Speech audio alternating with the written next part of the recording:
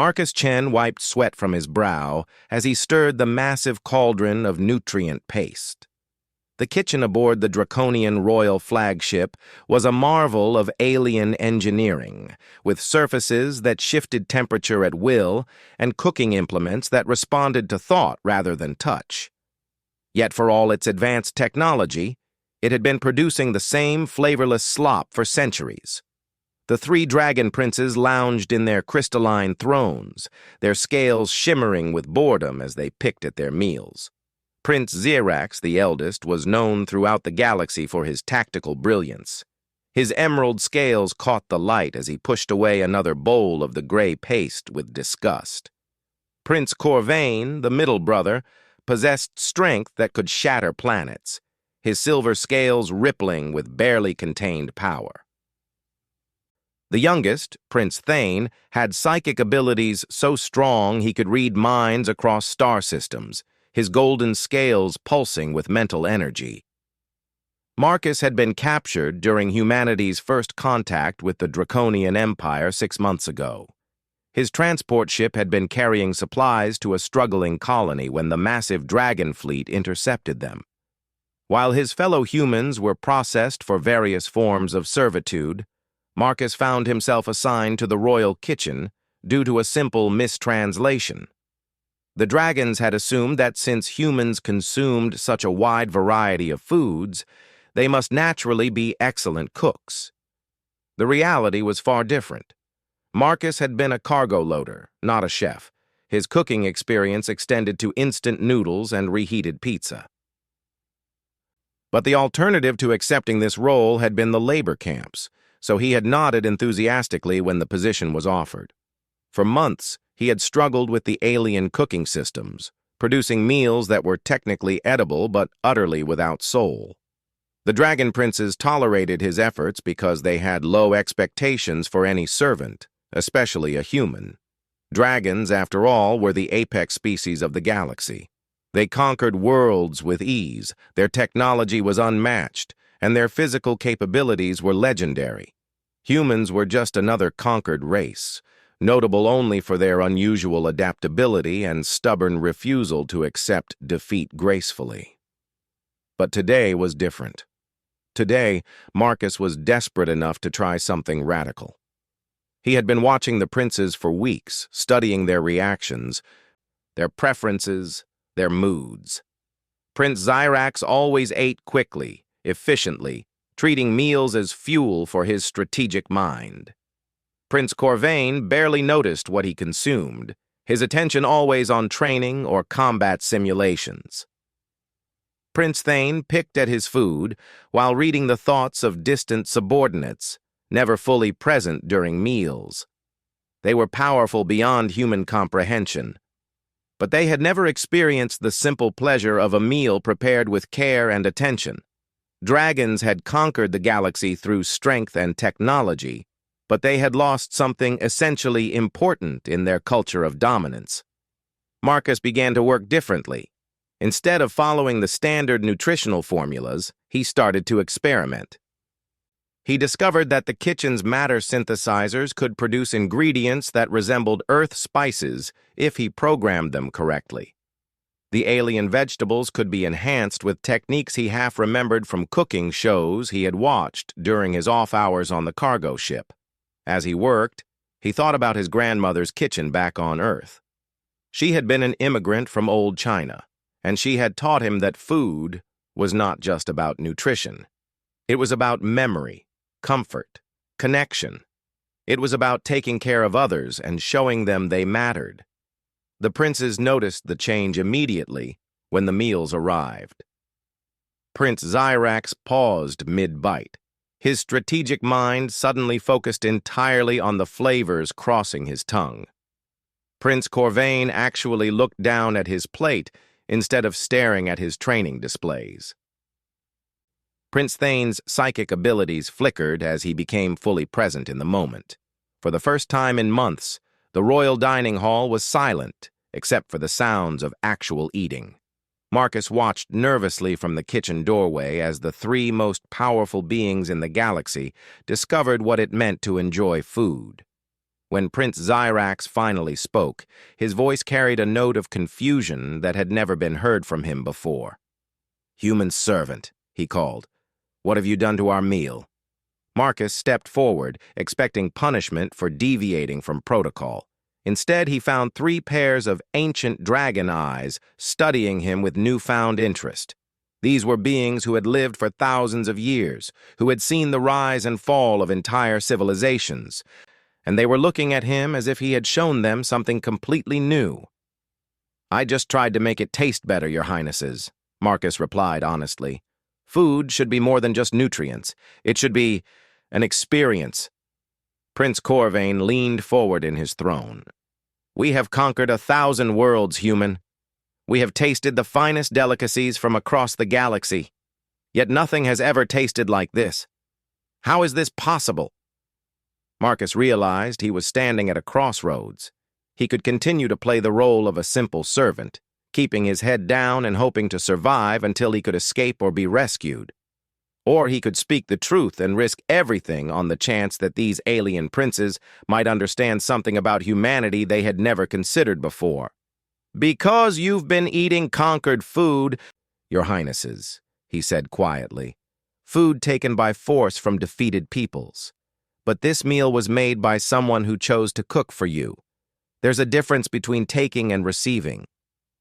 The psychic Prince Thane tilted his head, his golden scales brightening. "Explain this difference, human." Marcus took a breath, knowing he was about to say something that could either change everything or get him executed. "When you conquer a world, you take their resources, their people, their knowledge. But you can't conquer the things that come from the heart. Those have to be given freely or they lose their power entirely." The 3 princes exchanged glances, and Marcus could feel the weight of their combined attention settling on him like a physical force. He had just told the rulers of a galactic empire that their entire philosophy of conquest was fundamentally flawed. He had suggested that there were things in the universe that could not be taken by force, only received as gifts, and somehow, impossibly, they were listening. The weeks that followed changed everything aboard the royal flagship. Prince Zyrax began visiting the kitchen during meal preparation, asking questions about the cooking process with the same intensity he had once reserved for military strategy. Prince Corvain, who had never shown interest in anything that couldn't be conquered through strength, found himself fascinated by the alchemy of combining simple ingredients into something greater than their individual parts. Prince Thane was perhaps the most transformed. His psychic abilities, which had always been focused outward on controlling and reading others, turned inward as he tried to understand the emotions that Marcus somehow infused into every dish. For the first time in his millennia-long life, the youngest prince was learning to experience the present moment, rather than living in the constant stream of other minds' thoughts. Marcus discovered that teaching the dragon princes about cooking was like trying to explain color to beings who had only ever seen in black and white. They understood nutrition, chemical composition, and efficient consumption. But the concepts of comfort food, emotional satisfaction, and the joy of sharing a meal were completely foreign to their conquest-focused culture.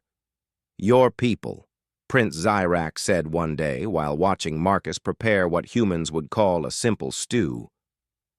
"They seem to have developed abilities we have overlooked in our assessments." Marcus stirred the pot slowly, letting the aromatics develop properly. "What do you mean, Your Highness?" "We have studied human military capabilities, technological development, physical limitations. But we never considered that humans might possess advantages in areas we deemed irrelevant." The green-scaled prince paused, seeming to struggle with concepts his language had no proper words for. "This cooking, it affects more than just physical nutrition, does it not?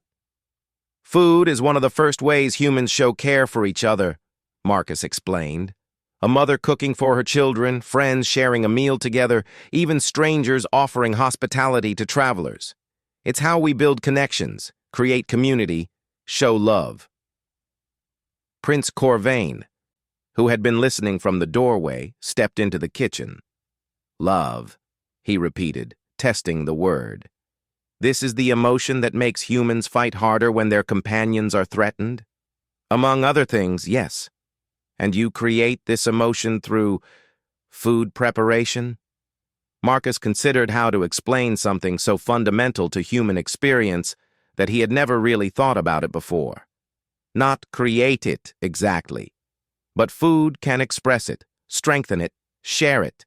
When someone cooks for you, they're giving you their time, their effort, their care. They're saying you matter enough to them that they want to nourish you. This concept sent ripples through the ship's crew. Dragons had never developed such social customs. They understood hierarchies based on power, respect earned through conquest, and allegiances formed through mutual benefit. But the idea of expressing affection through service, of finding joy in another's pleasure, was revolutionary. The changes weren't limited to the royal family.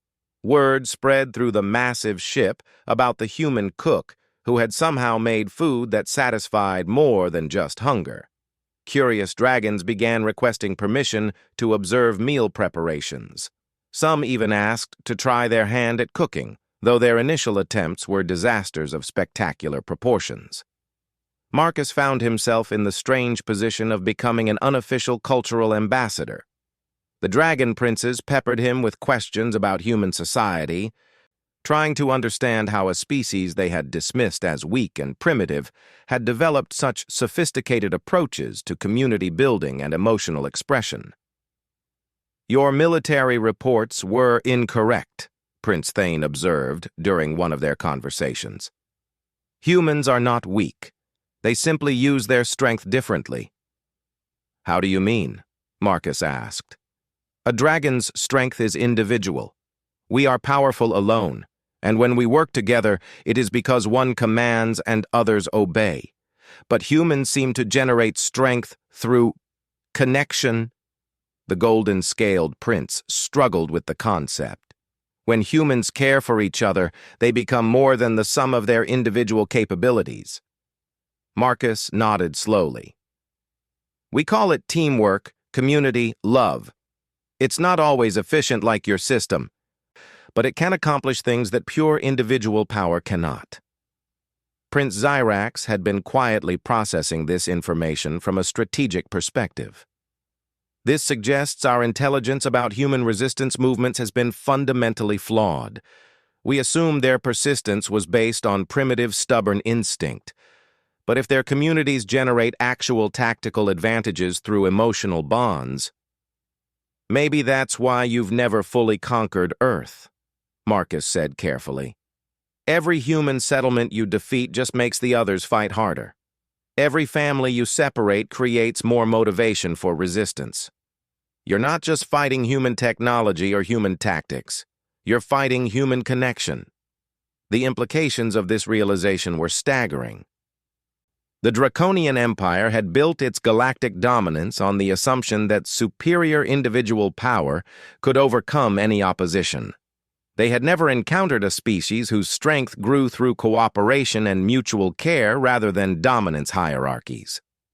Prince Corvain flexed his claws thoughtfully. "You are suggesting that humans become more dangerous when they are threatened, not less. I'm suggesting that humans become more unified when they're threatened, and unified humans are very difficult to defeat permanently." The three princes spent long hours discussing these revelations. Marcus could hear them talking late into the ship's night cycle, their deep voices rumbling through the corridors as they debated the implications of everything they had learned.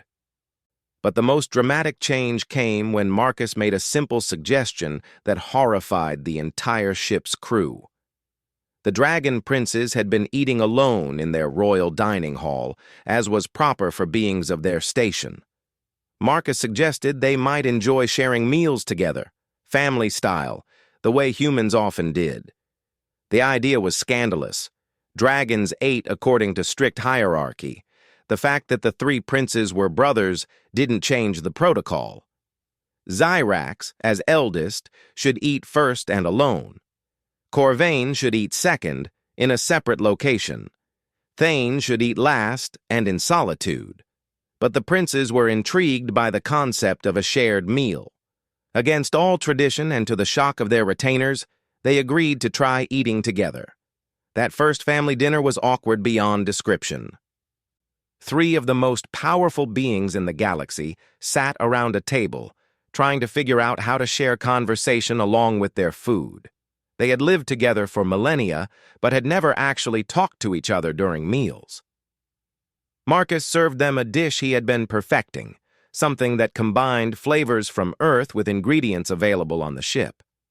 As they ate, he gently encouraged conversation, asking about their different responsibilities, their perspectives on recent events, their thoughts about the future.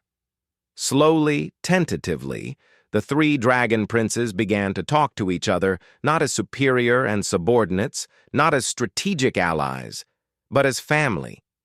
They discovered that Zyrax's strategic brilliance was enhanced when he could bounce ideas off his brother's different perspectives. Corvain's strength was more focused when guided by his brother's insights. Thane's psychic abilities were more controlled when he felt emotionally grounded by family connection. It was a revelation that would shake the foundations of the entire Draconian Empire. But first, it would transform the three princes themselves in ways that Marcus was only beginning to understand.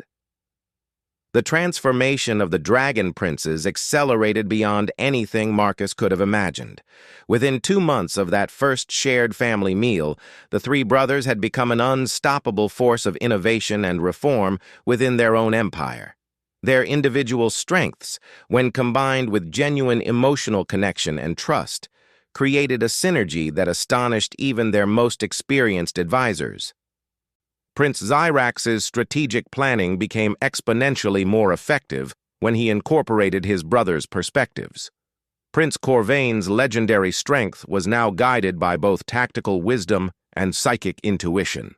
Prince Thane's mental abilities, freed from the constant noise of isolation, could now focus with unprecedented precision while remaining emotionally grounded. But the real shock came when they announced their decision to visit Earth. Not to conquer it, not to complete its subjugation, but to study human society directly. They wanted to understand how a species could build strength through connection rather than dominance. The announcement sent ripples of confusion and concern throughout the Draconian hierarchy. Marcus found himself in an impossible position. The princes wanted him to return to Earth with them, to serve as their guide and cultural interpreter. But they were asking him to help the rulers of humanity's greatest enemy understand human society better. "You're conflicted," Prince Thane observed during one of their conversations. His psychic abilities no longer felt invasive to Marcus. Through months of shared meals and honest discussions, the youngest prince had learned to read emotions with empathy rather than simply extracting thoughts by force. "My people are still fighting your empire," Marcus replied honestly. "You're asking me to help you understand us better. That could make you more effective at conquering us." Prince Zyrax leaned forward in his chair. The royal dining hall had been completely redesigned to accommodate family-style meals, with a circular table that put all three brothers on equal footing. "Marcus, do you believe we want to continue conquering humans?" It was a question that had been building for weeks. Marcus had watched the princes change, had seen them discover concepts their species had never developed, but he had also seen the reports from the ongoing war, had heard about human colonies being destroyed or enslaved. "I don't know what you want anymore," Marcus admitted. "You're not the same dragons who captured me. But your empire is still at war with my people." Prince Corvain spoke up, his silver scales reflecting the soft lighting Marcus had suggested for their dining space. "We have been questioning everything since we began to understand what you have taught us. If humans generate strength through connection, and if that connection requires freely given trust and care, then conquest itself becomes counterproductive. You cannot force someone to care for you," Prince Thane added. "You cannot command loyalty that comes from the heart. We have been using the wrong tools to build an empire.